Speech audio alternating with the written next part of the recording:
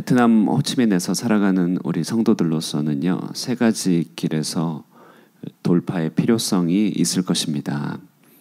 하나는 우리가 처한 생업에서 의미 있는 돌파가 필요할 것입니다. 둘째는 우리가 소유한 복음이 같은 언어를 쓰고 있는 사람들에게 교민사회 속에 돌파되는 일이죠. 세 번째는 이 동일한 복음이 바로 선교지인 이곳 베트남과 또 열방으로 돌파되는 일을 보게 되는 것, 이것이 우리의 돌파의 필요들이라고 할 수 있을 것입니다. 각각의 돌파들을 위해서 먼저 하나는 우리 성도님들 자신이 대표 주자가 되는 일이죠. 다른 하나는 바로 이 땅에 우리 한인 교회들과 또 사역자들이 대표 주자가 되는 일일 것입니다. 그리고 하나는 선교를 위하여 부름받은 선교사와 선교단체들이 대표 주자가 될 것이겠죠. 그런데 오늘 본문은 이런 각각의 영역 또 각각의 대표 주자들이 서로 얼마나 밀접하게 연관되고 또 함께 참여하고 있는지를 잘 보여주고 있습니다. 바울의 서신 마지막 말미에 그것을 잘 보여주고 있는데요. 14절 한번 다 함께 읽겠습니다. 14절 읽겠습니다. 시작. 그러나 너희가 내 괴로움에 함께 참여하였으니 잘하였도다. 이런 말 있죠. 또 19절도 한번 다 함께 읽겠습니다. 시작. 나의 하나님이 그리스도 예수 안에서 영광 가운데 그 풍성한 대로 너희 모든 쓸 것을 채우시리라. 아멘. 이 빌립보 교회는 마게도냐라고 불리는 에게해 근방의 유럽의 관문 도시입니다. 그곳은 이제 빌립보 교회는 그 지역의 이제 지역 교회가 되었죠. 이제 그들은 스스로 성장하고 성숙할 책임을 가지고 있는 그 땅의 사람들에게 복음을 전해야 되는 그런 지역 교회였습니다. 그러면서도 그 구성원들은 다른 사람이 아니라 모두 현실의 필요와 현실의 생업을 채우기 위하여 그렇게 힘써 달려가는 사람들이었겠죠. 우리와 마찬가지로 어렵게 살림을 쪼개서 써야 했던 사람들입니다. 그런데 이제 그들 교회 개척자요 이방인 선교사 바울이 도시를 옮겨가며 복음을 전하자, 자 그들은 빌립보 교인들은 바울이 가는 길을 그의 진로다, 그의 길이다 이렇게 친부하지 않았죠. 본문의 표현대로 하면 말 그대로 바울이 당한 괴로움에 함께 참여하였고, 그것도 당시로서는 가장 앞서서 유일하게 기민하게 반응하면서 참여하였습니다. 어찌 보면 바울은 감옥에서 빌립보 교회가 전달해준 이 사랑을 받고서 그것에 대한 기쁨과 하나님의 일하심을 송축하며 아마 펜을 들었을 것입니다. 빌립보서 전체는 그들이 바울에게 보내준 것에 대한 일종의 후원 영수증이었을 것이에요. 자, 그런데 바울은 이것이 단지 물질에 대한 이야기가 아니라고 하죠.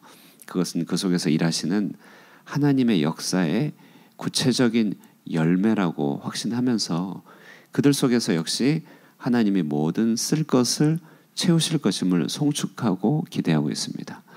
자, 이처럼 오늘 본문은요, 우리가 또 이 땅에서 사람들이 이처럼 선교 사역에 참여하는 일의 의미를 잘 밝혀주고 그 관계를 설명해 줌으로써 참 기쁨으로 마무리하도록 하는 폭넓은 안목을 가져다 준다고 할 수 있습니다. 앞서 말씀드렸듯 우리는 이 땅의 선교지를 살아가고 있죠. 그러면서 삶의 여러 돌파들이 필요하다고 말씀하였습니다. 그런데 각각의 영역들이 서로 어떻게 관련을 맺고 있는지를 큰 그림으로서 보여주면서 우리 일상을 임할 수 있게 한다는 것입니다. 이것이 바울의 빌립보서 마지막 말미에 있는 그런 강조점입니다. 자, 먼저 살펴볼 것은, 자, 선교에 참여하는 일은 바로 괴로움에 참여하는 일이다. 그것은 잘하는 일이다. 이렇게 말하고 있죠.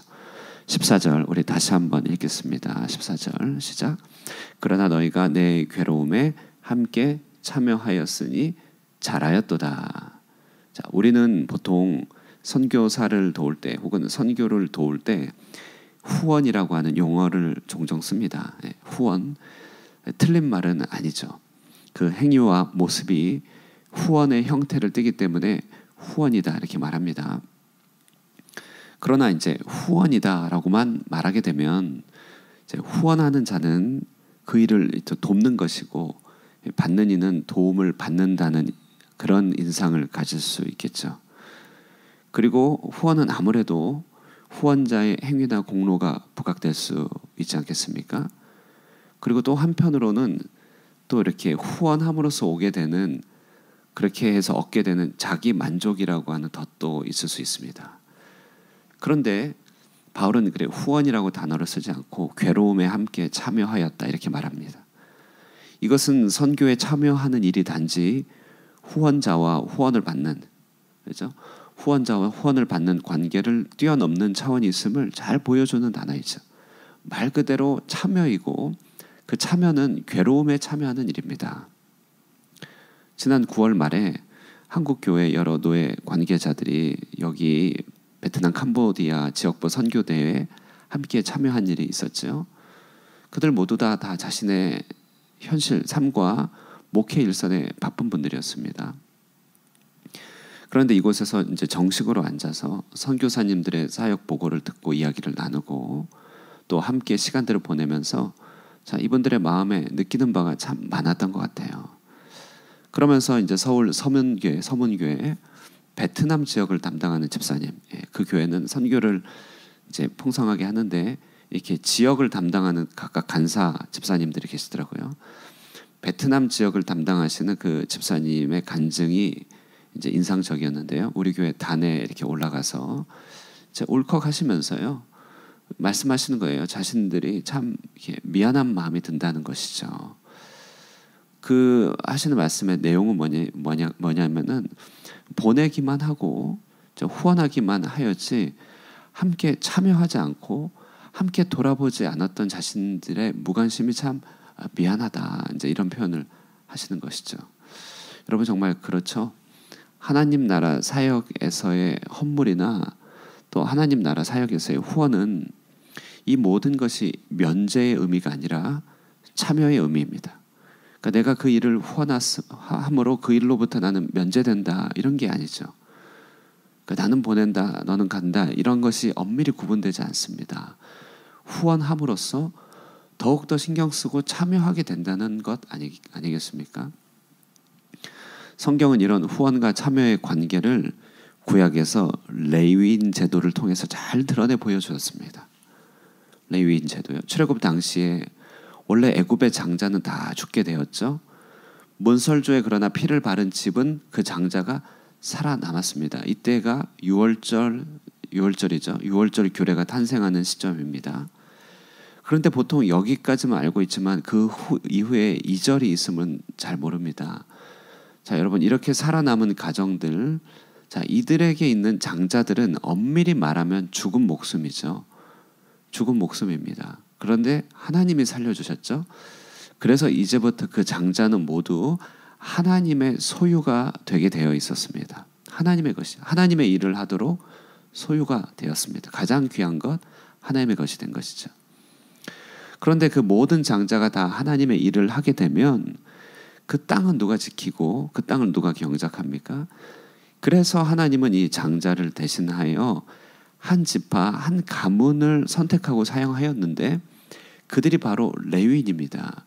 그래서 이 므낫세 에브라임이라고 요셉 지파는 둘로 나눠지는데 요셉에게 주어진 장자의 명분이 두 지파로 두 배가 된 것이고, 그렇게 되면 13지파가 되잖아요.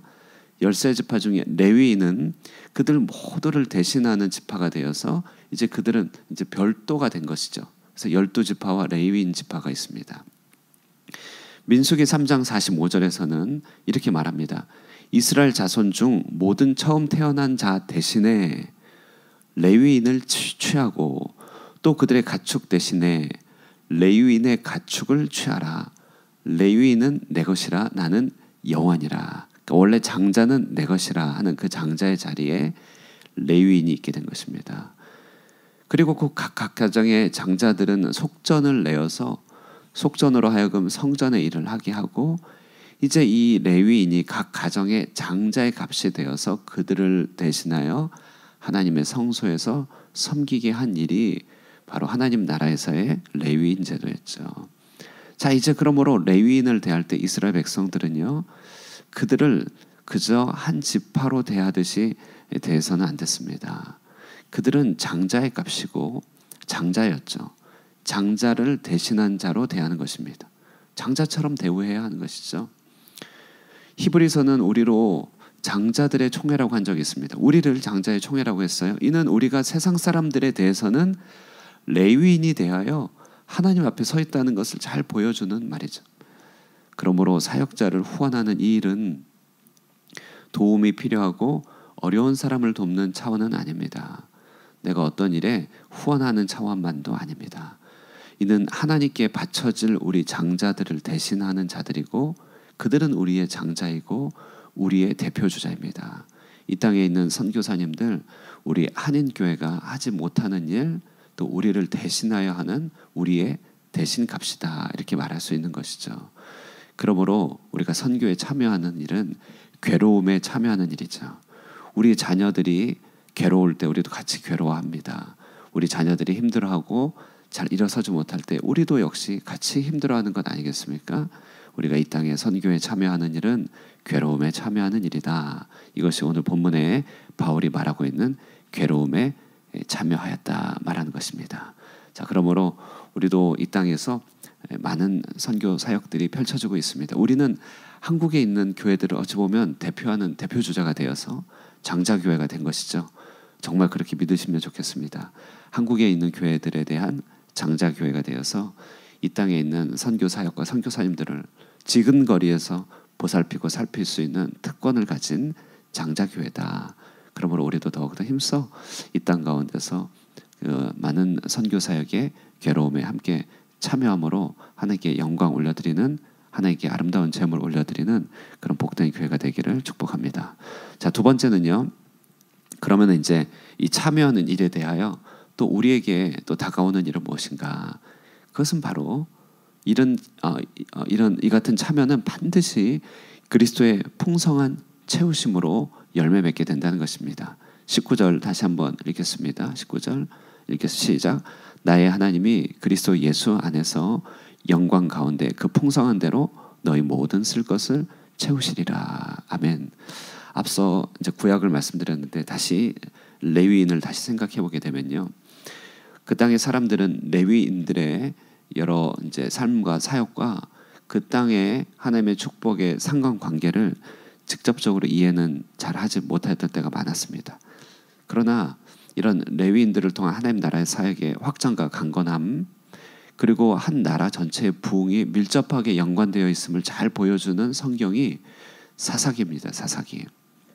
사사기 전체 주제는 이스라엘의 왕이 없으므로 그 땅이 이제 패망하게 되었고 왕을 고대하게 되었다라고 하는 주제인데요.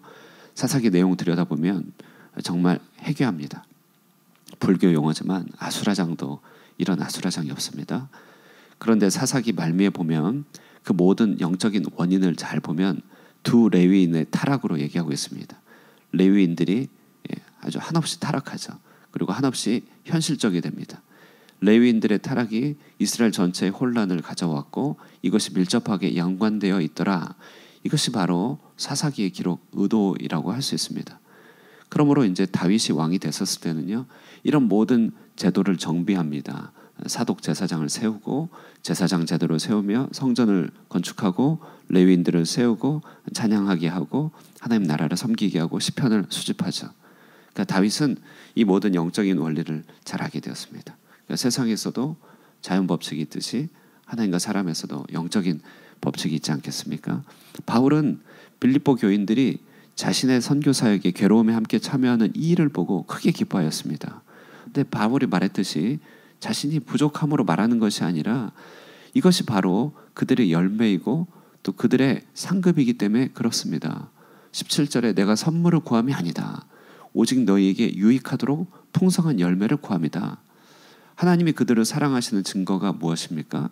그것은 그들이 더욱더 괴로움에 참여하고 있는 삶 자체가 그들이 하나님의 사랑을 받고 있음의 증거입니다. 그래서 그들은 하나님이 받으실 만한 향기로운 제물을 드렸다고 18절에 말하고 있습니다.